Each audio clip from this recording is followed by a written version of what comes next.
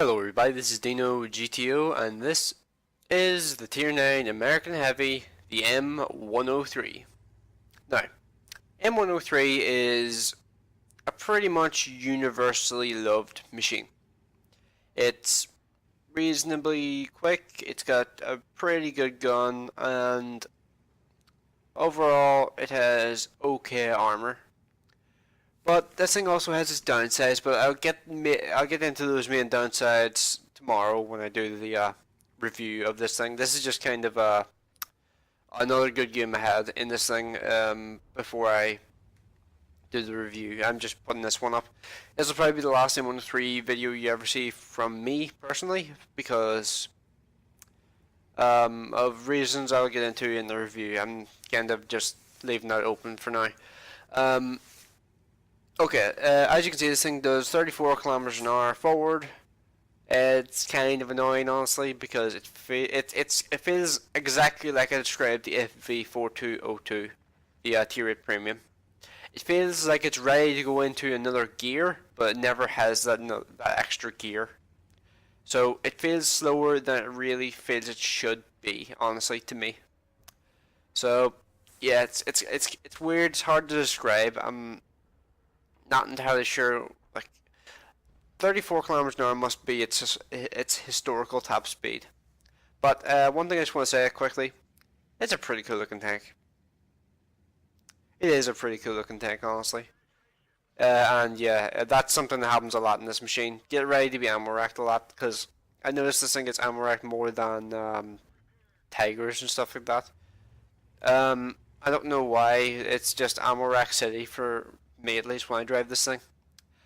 Yeah, it has its definite weaknesses, but it is a pretty cool looking tank. And I do like the cloth covering on the gun here. I think this is one of the only tanks in the game to have this right now. The Centurion Action X has that kind of gun covering thing on the barrel of the gun, and I believe I think the T10 has something like this as well. And that was a pretty awesome shot, hitting a Grill 15 at that kind of range. But yeah. What else was I going to say there? M48 Patton's going to be getting this kind of gun covering on its barrel, or on its mantlet, I believe, at some point, and I believe that will make that machine look a lot nicer as well. Because this thing here, without that gun covering, looked really kind of weird. And if you went back and looked at the old model of this thing in comparison to this, it looks really odd in comparison to what it does now. But yeah, just kill the MX-30 because he was going to be really annoying. That's a really I describe that MX-30 as the Cromwell of Tier 9. It's ludicrously fast, has no armor, decent gun depression, decent rate of fire, overall pretty damn good tank. Just yeah, has some areas where it just lacks like armor.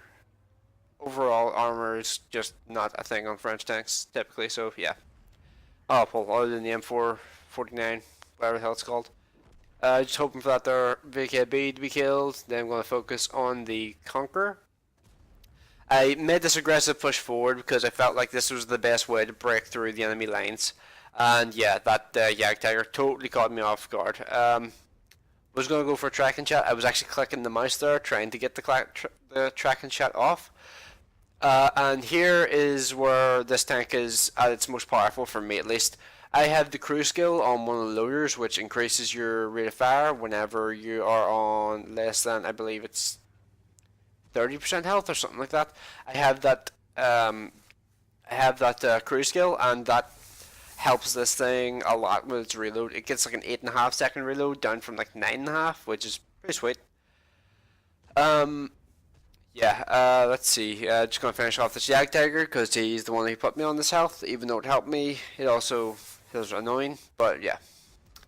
Let's see. T30 back there. E100 around the corner. 50B right there. Going to take a sneaky shot into the 50B while he's not looking at me. And I think somebody else hits him. Yep, there it is. There it is. And here's where I get a wee bit cocky. I see the E50. I'm not looking at the E100. The E100 kills me with, I think, a HE round.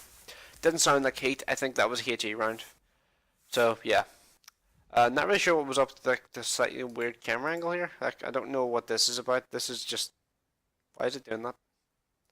I'm just gonna go into my controlled cam because that's weird.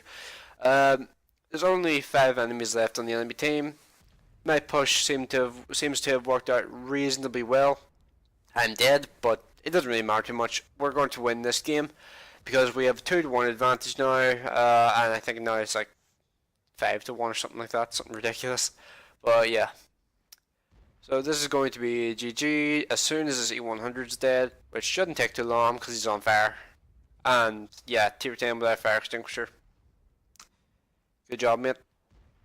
Just gonna say, don't bother using food consumables and shit on things like that. Just don't bother. It's not worth it. So yeah. On to the stats.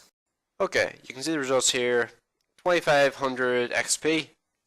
Think of that like a daily double, but not a daily double. I used a personal reserve to double my XP output, get a wee bit more free XP, and to get a bit more crew XP.